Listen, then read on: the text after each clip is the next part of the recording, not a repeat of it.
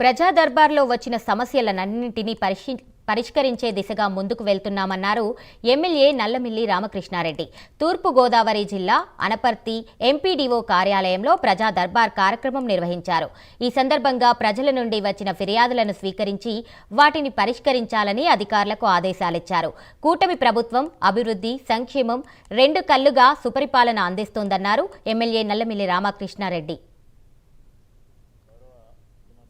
శ్రీ నారా చంద్రబాబు నాయుడు గారి ఆదేశాల మేరకు ప్రజా దర్బార్ కార్యక్రమాన్ని నిర్వహించడం జరుగుతూ ఉంది. ఇక్కడ వచ్చిన టీజీఆర్ఎస్ లో ఏదైతే ఫిర్యాదులు వచ్చినాయో అవన్నిటినీ ఆల్మోస్ట్ అన్నీ కూడా పరిష్కారం చేయడం జరిగింది. ఒక 2 అప్లికేషన్స్ మాత్రమే వివిధ రకాల కారణాలతో పెండింగ్ ఉన్నాయి. అదేవిధంగా ఇక్కడ అనపర్తి నియోజకవర్గంలో 4 మండలాల్లో నిర్వహించే కార్యక్రమానికి స్పందన వస్తూ ఉంది. దీనిలో ప్రధానంగా జగనన్న రీసర్వే పేరుతో ఒక లోపభూయిష్టంగా సర్వే నిర్వహించి గందరగోళ పరిస్థితులు సృష్టించారు. దానికి సంబంధించి అనేక సమస్యలు రావడం జరుగుతూ ఉంది.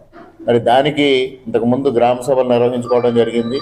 దానికి సంబంధించి కొన్ని పాస్బుక్లను కూడా ఇటీవల కాలంలో కరెక్ట్ చేసి ఇవ్వడం జరిగింది. కానీ దానిపైన కూడా అనేక పూర్తిగా పరిష్కారం కాలేదు అనేది రావడం, ఇటీవల కాలంలో ముఖ్యమంత్రి గారు గత నెల 9వ తేదీన రాయవరంలో ఈ